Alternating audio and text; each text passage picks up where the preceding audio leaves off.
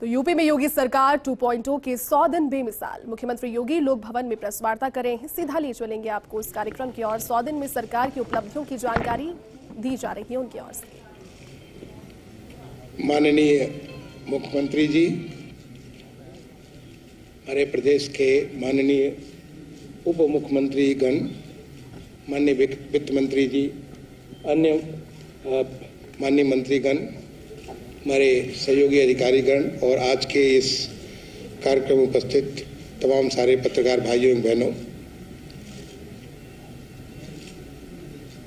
आज जब माननीय मुख्यमंत्री जी प्रदेश सरकार के इस दूसरे चरण के 100 दिन की रिपोर्ट कार्ड प्रस्तुत करने जा रहे हैं, मुझे हरे राम पांडे जी की कविता याद आती है, जो मैं आपको सुनाना चाहूँगा। कविता है, चढ़े हिमालय की चोटी पर आगे और चढ़ना है, हमें हिमालय की चोटी पर नया हिमालय गढ़ना है। सेवा, सुरक्षा और सुशासन के 5 वर्ष के एक अभूतपूर्व कार्य के बाद, जो 5 साल तक पूरे प्रदेश की जनता ने देखा, जो कार्य हुआ, हर क्षेत्र में जो परिवर्तन हुआ, उसको करने के बाद आज 100 दिन का रिपोर्ट कार्ड एक आगाज है। इस क्षेत्र में जो कार्य हुआ है 100 दिन में, मुझे हम सारे हमारे सहयोगी अधिकारियों के साथ माननीय मुख्यमंत्री जी और सारे मंत्रिमंडल के सदस्यों के सामने 100 दिन, 6 महीने, 1 साल, 2 साल, 5 साल में जो लोक कल्याण संकल्प पत्र 2022 के निर्धारित लक्ष्यों को कैसे पूरा करेंगे, कैसे अपने प्रदेश की अर्थव्यवस्था को, जो हमारे माननीय मुख्यमंत्री जी ने संकल्प लिया है, $1 ट्रिलियन इकोनॉमी की तरफ अग्रसित करने के लिए क्या कदम लेंगे, इसके बारे में बहुत गंभीर मंत्रणा के बाद लक्ष्य निर्धारित हुए और आज आप सबके समक्ष माननीय मुख्यमंत्री जी जो रखेंगे, उसकी वो तमाम सारी उपलब्धियां ही नहीं, बल्कि वो एक बड़ी आधारशिला होगी जो प्रदेश को आगे बढ़ने के रास्ता प्रशस्त करेगी।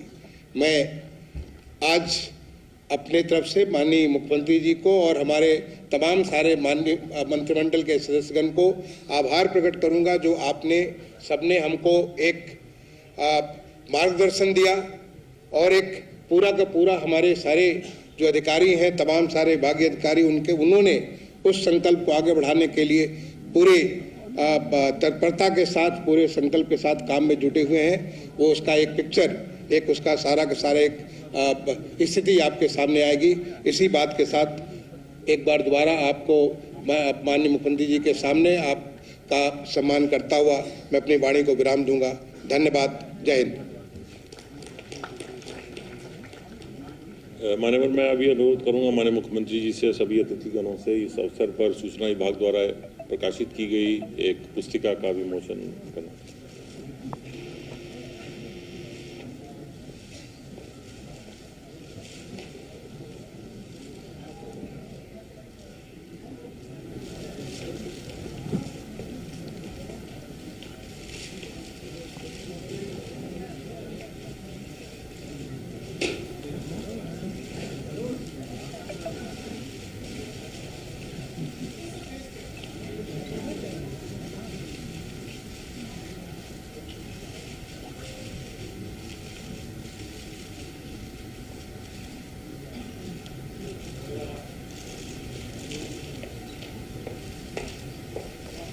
धन्यवाद। एक छोटी सी लघु फिल्म इस अवसर पर सूचना विभाग द्वारा बनाई गई है, जिसे चलाया जा रहा है। कृपया। यशस्वी प्रधानमंत्री श्री नरेंद्र मोदी जी के मार्गदर्शन और माननीय मुख्यमंत्री योगी आदित्यनाथ जी के नेतृत्व और अथक परिश्रम से निर्माण हो रहा है नए भारत के नए उत्तर प्रदेश का। वर्ष 2017 में आम जनजीवन को आसान बनाने के लिए प्रदेश में बुनियादी सुविधाओं जैसे बिजली, पानी, आवास, रसोई गैस, शौचालय, शिक्षा और स्वास्थ्य के साथ सस्टेनेबल इंफ्रास्ट्रक्चर के डेवलपमेंट से हुआ विकास का शंखनाद। कनेक्टिविटी बढ़ाने और शहरों को जोड़ने के बड़े लक्ष्य के साथ बढ़े। उच्च स्तरीय चिकित्सा सुविधाएं उपलब्ध कराने के लिए एक जनपद एक मेडिकल कॉलेज के लक्ष्य के साथ आधुनिक मेडिकल इंफ्रास्ट्रक्चर की स्थापना की व गोरखपुर व रायबरेली में एम्स शुरू किए। निष्पक्ष एवं पारदर्शी प्रक्रिया द्वारा 5 साल में 5 लाख युवाओं को सरकारी नौकरी प्रदान की। प्रगतिशील युवा, महिला और किसान उत्तर प्रदेश की बने पहचान। 2022 के विधानसभा चुनावों में जनता ने फिर विश्वास जताया और उत्तर प्रदेश के इतिहास में 37 साल बाद किसी सरकार को दोबारा चुना गया और माननीय मुख्यमंत्री जी प्रदेश के पहले ऐसे मुख्यमंत्री बने जो अपना 5 साल का कार्यकाल पूरा कर पुनः चुनकर आए। योगी सरकार ने पहले 100 दिन, 6 माह, 1 वर्ष और अगले 5 वर्ष की कार्य योजना बनाने की पहल की। विभागवार माननीय मंत्रियों के नेतृत्व में मुख्यमंत्री जी के समक्ष कार्य योजना प्रस्तुत की गई। प्रदेश के इतिहास का सबसे बड़ा जन कल्याणकारी 6.15 लाख करोड़ रुपए का बजट पेश किया, जिसमें संकल्प पत्र के 130 संकल्पों में से 97 को पहले साल में ही पूरा करने को ठाना। सरकार जनता के द्वार अभियान में मंत्री समूहों को जिलों में भेजकर सरकारी योजनाओं के विकास का निरीक्षण किया। सरकार को गांव तक पहुंचाने के लिए ग्राम सचिवालय का सिद्धांत दिया और सभी ग्राम सचिवालयों को इंटरनेट से जोड़कर समस्त सरकारी सेवाओं को जन जन तक पहुंचाने की पहल की। 15 करोड़ लोगों को निशुल्क डबल राशन के उपहार को जारी रखा। महिलाओं को निशुल्क गैस सिलेंडर, 12,000 करोड़ रुपए से अधिक गन्ना मूल्य का भुगतान और अब तक कुल 1,76,638 करोड़ का भुगतान किया गया।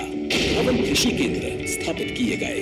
माननीय प्रधानमंत्री जी के कर कमलों से ग्राउंड ब्रेकिंग सेरेमनी 3 के माध्यम से 80,000 करोड़ से अधिक की निवेश परियोजनाओं की शुरुआत हुई। जैसा भी योगी जी बता रहे थे, रिफॉर्म, परफॉर्म, ट्रांसफॉर्म के मंत्र के साथ आगे बढ़े हैं। हमने पॉलिसी स्टेबिलिटी पर जोर दिया है, कोऑर्डिनेशन पर जोर दिया है, ईज ऑफ डूइंग बिजनेस पर जोर दिया है। मेरा विश्वास है कि यूपी ही है जो 21वीं सदी में भारत की ग्रोथ स्टोरी को मोमेंटम देगा। युवाओं को स्वरोजगार के अवसर उपलब्ध कराने के लिए विशेष ऋण मेले का आयोजन कराया तथा 2.95 लाख करोड़ रुपए की वार्षिक ऋण योजना की शुरुआत की। उद्यम सारथी ऐप के माध्यम से युवाओं को स्व उद्यम के द्वार खोले। युवाओं को निशुल्क टैबलेट, स्मार्टफोन का वितरण किया। प्रदेश के ग्रामीणों को आबादी की जमीन का मालिकाना हक देने के लिए 11 लाख आवासीय अभिलेख यानी घरौनी का वितरण। सेवानिवृत्त राजकीय कर्मचारियों की सुविधा के लिए ई पेंशन पोर्टल लॉन्च किया। प्रदेश के स्थानीय उत्पादों को वैश्विक पहचान दिलाने के लिए एक जनपद एक उत्पाद कार्यक्रम के माध्यम से ई कॉमर्स पोर्टल अमेज़न को जोड़ा। 9 शहरों में चेस ओलंपियाड मशाल का स्वागत कराया। पॉक्सो अधिनियम तथा महिला अपराध के तहत अपराधियों को सजा दिलाई। महिलाओं के लिए पिंक टॉयलेट का निर्माण शुरू करवाया। इंफ्रास्ट्रक्चर को और मजबूत बनाते हुए सड़कों, पुलों एवं एयरपोर्ट के निर्माण के कार्य शुरू हुए। बुंदेलखंड एक्सप्रेसवे का निर्माण कार्य पूरा करवाकर उत्तर प्रदेश के विकास की गति को और तेज किया। 500 से अधिक सड़कों का निर्माण करवाया। 68 से अधिक बाढ़ परियोजनाओं को पूर्ण करवाया। सर्वसम्मति से सार्वजनिक स्थानों पर अवैध पार्किंग और अतिक्रमण हटाए गए तथा प्रदेश भर में विभिन्न धार्मिक स्थलों से लाउड स्पीकर हटवाया। आजमगढ़ और रामपुर उपचुनाव में जीत हासिल कर इतिहास रचा। शिक्षा के क्षेत्र में नए आयाम स्थापित करने के लिए एक मंडल एक विश्वविद्यालय का संकल्प साकार हो रहा है। इसके अलावा माननीय मुख्यमंत्री जी द्वारा प्रदेश में विशेष अभियान चलाए गए। सभी सीएचसी पीएचसी पर मुख्यमंत्री आरोग्य मेला का आयोजन। मौसमी बीमारियों को नियंत्रित करने के लिए विशेष संचारी रोग नियंत्रण एवं दस्तक अभियान। स्कूल चलो अभियान के अंतर्गत 1.88 करोड़ से अधिक छात्र छात्राओं का नामांकन हुआ तथा विशेष सड़क सुरक्षा सप्ताह का आयोजन। वन महोत्सव सप्ताह का आयोजन, जिसमें कुल 35 करोड़ पौधरोपण किए जा रहे हैं। सभी ग्राम पंचायतों में मेरा गांव मेरी धरोहर का संचालन एवं 75,000 स्थानों पर अंतर्राष्ट्रीय योग दिवस का। पहली प्रेस वार्ता में अपने वरिष्ठ सहयोगियों की ओर से आप सबका मैं हृदय से स्वागत करता हूं। उत्तर प्रदेश कि जनता जनार्दन ने आदरणीय प्रधानमंत्री श्री नरेंद्र मोदी जी के नेतृत्व में, उनके मार्गदर्शन में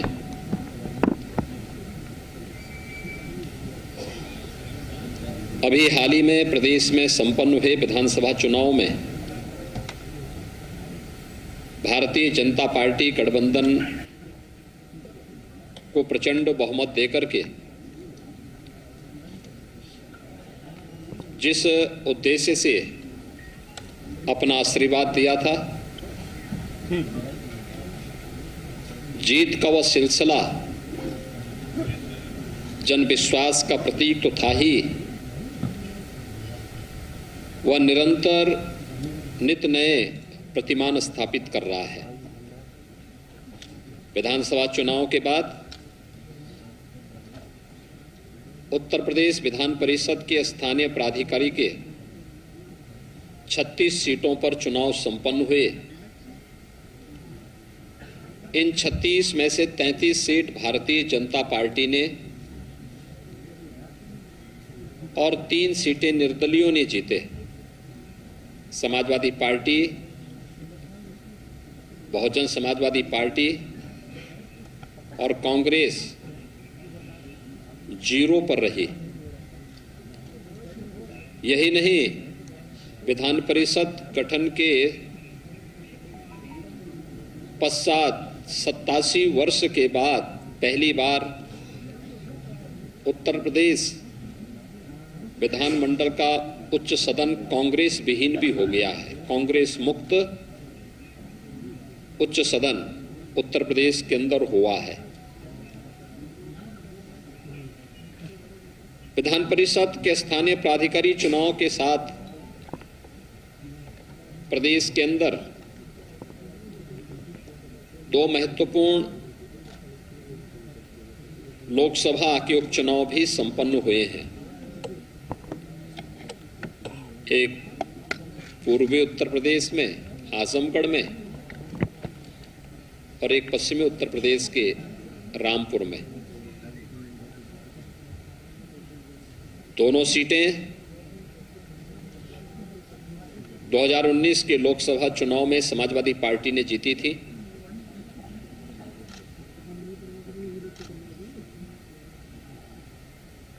इस उपचुनाव में जनता जनार्दन का आशीर्वाद भारतीय जनता पार्टी को प्राप्त हुआ। यह भी प्रधानमंत्री मोदी जी की नीतियों के प्रति और सरकार की सक्रियता और बेहतर समन्वय का एक परिणाम है कि जनता जनार्दन का आशीर्वाद फिर से भारतीय जनता पार्टी गठबंधन के प्रत्याशियों को प्राप्त हुआ और दोनों सीटों पर भी भारतीय जनता पार्टी के प्रत्याशी विजयी हुए।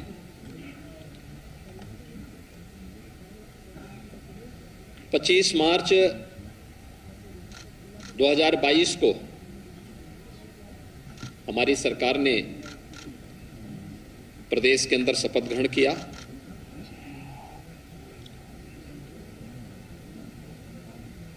उत्तर प्रदेश के इतिहास में 37 वर्षों के बाद यह अवसर आया था जब कोई सरकार अपना 5 वर्ष का कार्यकाल पूरा करे और 5 वर्ष के अपने कार्यकाल के उपरांत फिर से प्रचंड बहुमत के साथ सरकार बनाए। पहली बार उत्तर प्रदेश के इतिहास में किसी मुख्यमंत्री ने अपना कार्यकाल पूरा किया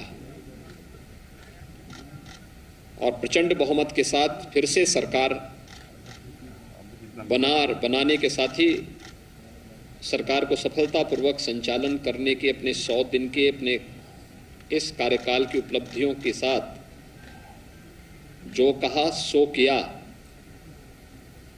कि इस अपने परंपरागत अभियान को लेकर के फिर से मैं आपके बीच में यहां पर उपस्थित हुआ हूं। हम सब जानते हैं कि उत्तर प्रदेश देश की सब आबादी के दृष्टि से सबसे बड़ा राज्य है। और प्रधानमंत्री जी बार बार इस बात को कहते हैं कि उत्तर प्रदेश में संभावना है, एक पोटेंशियल है कि उत्तर प्रदेश भारत की अर्थव्यवस्था का ग्रोथ इंजन बनने की सामर्थ्य रखता है। उस सामर्थ्य को सजोने का कार्य और उसको देश और दुनिया के सामने प्रस्तुत करने का कार्य, उसकी आधारशिला 2017 से मार्च 2022 के बीच में हमारी सरकार ने किया।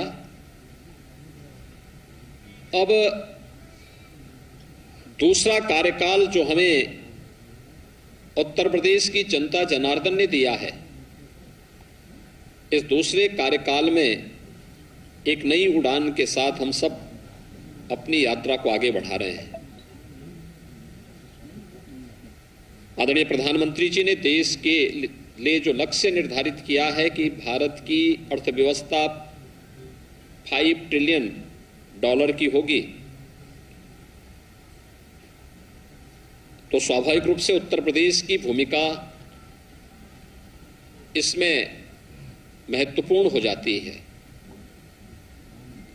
और उत्तर प्रदेश ने आते ही हमारे मंत्रिमंडल ने सबसे पहला कार्य वे 10 सेक्टर चुने जिन पर हम व्यवस्थित कार्य योजना बना करके उत्तर प्रदेश की अर्थव्यवस्था के उस प्रेजेंटेशन को $1 ट्रिलियन तक पहुंचाने की इस कार्य योजना को हम आगे बढ़ा सके। ये पहली बार हुआ है कि 10 सेक्टर के प्रेजेंटेशन में सभी हमारे सहयोगी मंत्रीगण मौजूद थे। उनके मार्गदर्शन में उनके विभागों ने उसका प्रेजेंटेशन स्वयं बनाया, उसका अध्ययन किया, फिर उसका मंत्रिमंडल के सामने प्रस्तुतिकरण हुआ, उस पर चर्चा हुई और फिर उसकी ठोस कार्य योजना बना करके हर एक सेक्टर के लिए एक सीनियर अधिकारी को जिम्मेदारी देकर के उस सेक्टर की उन संभावनाओं को जो उत्तर प्रदेश को आगामी 5 वर्ष के अंदर $1 ट्रिलियन की इकोनॉमी के समकक्ष पहुंचाने में योगदान दे सकेगा, वह कार्यक्रम भी हम लोगों ने सफलतापूर्वक प्रदेश के अंदर आगे बढ़ाया। मुझे प्रसन्नता है कि सरकार जनता के द्वार इस कार्यक्रम को मेरे सहयोगी मंत्रिमंडल के मेरे सभी सहयोगी मंत्रियों ने 18 समूहों के साथ जोड़ करके अलग अलग समूह, मंत्री समूह को 18 मंत्री समूह ने 18 कमिश्नरी को केंद्र में रख करके 72 घंटे के लिए एक कमिश्नरी में कैंप किया। जनपद स्तर पर गए, गांव में गए, नगर में गए, अलग अलग संगठनों संस्थाओं के साथ बैठकें भी संपन्न की, जनता चौपाल के कार्यक्रम भी आयोजित किए, विकास कार्यों के भौतिक सर्वेक्षण भी किए और उन कार्यक्रमों को आगे बढ़ाने का कार्य किया जो जनता के मन में एक नया विश्वास पैदा कर सके। मंत्री समूह ने अब तक हर मंत्री समूह 2 कमिश्नरी कवर कर चुके हैं और सफलतापूर्वक इन कार्यक्रमों को एक नई गति उनके मार्गदर्शन में न केवल अपने विभाग के कार्यों को बल्कि जमीनी धरातल पर जाकर के देख करके शासन की सभी प्रकार की योजनाओं को प्रभावी ढंग से क्रियान्वयन का कार्यक्रम भी आज प्रदेश के अंदर सफलतापूर्वक आगे बढ़ने का कार्य हो रहा है। मित्रों, ये जो कार्यक्रम है जो उत्तर प्रदेश की अर्थव्यवस्था को एक नई गति देने के लिए एक टीम वर्क प्रदेश के अंदर देखने को मिल रहा है, इस टीम वर्क ने अपने पिछले कार्यकाल में बहुत सारी उपलब्धियां हासिल की थी और आज उत्तर प्रदेश को देश की सबसे बड़ी अर्थव्यवस्था के रूप में स्थापित करने के इस लक्ष्य को आगे बढ़ाते हुए हम लोगों ने अगले 5 वर्ष की जो कार्य योजना तैयार की है, इसमें 100 दिन के जो लक्ष्य तय किए गए थे, उन लक्ष्यों को सफलतापूर्वक आगे बढ़ाने का कार्य भी वर्तमान में हम लोग कर रहे हैं, जो उत्तर प्रदेश की प्रगति और समृद्धि की दृष्टि से अत्यंत महत्वपूर्ण है। हम लोगों ने प्रदेश के अंदर जो कार्य योजना तैयार की, इस दौरान हम लोगों ने तकनीक का भी बेहतर इस्तेमाल किया। पहली बार हुआ जब प्रदेश के अंदर पेंशन प्राप्त करने वाले सरकारी कर्मचारियों के लिए ई पेंशन की सुविधा लागू हुई। अब किसी रिटायर्ड कर्मचारी को अपने पेंशन के लिए भटकना नहीं पड़ेगा। देश का पहला राज्य है उत्तर प्रदेश, जिसने इस कार्यक्रम को इन 100 दिनों के अंदर संपन्न करके प्रदेश के अंदर आदरणीय प्रधानमंत्री जी के डिजिटल इंडिया के कार्यक्रम के माध्यम से कार्मिकों की समस्या के समाधान का एक रास्ता निकाला। ई विधान लागू किया गया।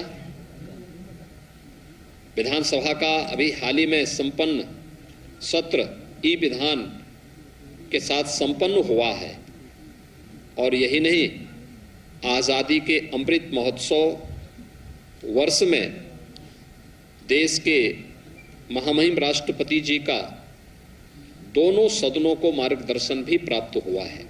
ये 100 दिन के अंदर ही ये सभी कार्यक्रम प्रदेश के अंदर संपन्न हुए हैं। हम सब जानते हैं उत्तर प्रदेश 2017 के पहले परिवारवाद, जातिवाद, भ्रष्टाचार, दंगों और अराजकता के लिए जाना जाता था। उत्तर प्रदेश के अंदर एक बड़ी अजीब सी स्थिति थी। पहचान का संकट उत्तर प्रदेश के सामने 2017 के पहले था। केंद्र सरकार की योजनाओं को 2014 के बाद अनेक लोक कल्याणकारी, गरीब कल्याणकारी योजनाओं को केंद्र सरकार ने लागू किया, लेकिन राज्य सरकार की इच्छा शक्ति उन्हें लागू करने की नहीं दिखती थी। लेकिन पिछले 5 वर्ष के अंदर प्रदेश के अंदर कानून व्यवस्था की बेहतर स्थिति को, जो हम लोगों ने विगत 5 वर्ष के अंदर प्रदेश के अंदर कानून का राज स्थापित हो, इस दिशा में जो प्रयास किए, देश के अंदर उसका एक विश्वास के रूप में बदला।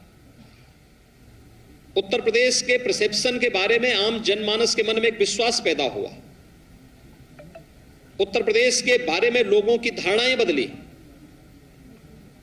और उसका परिणाम था कि यहां पे निवेश की अनेक संभावनाओं ने आगे बढ़ करके प्रदेश के विकास को एक नई ऊंचाइयां देना भी प्रारंभ किया।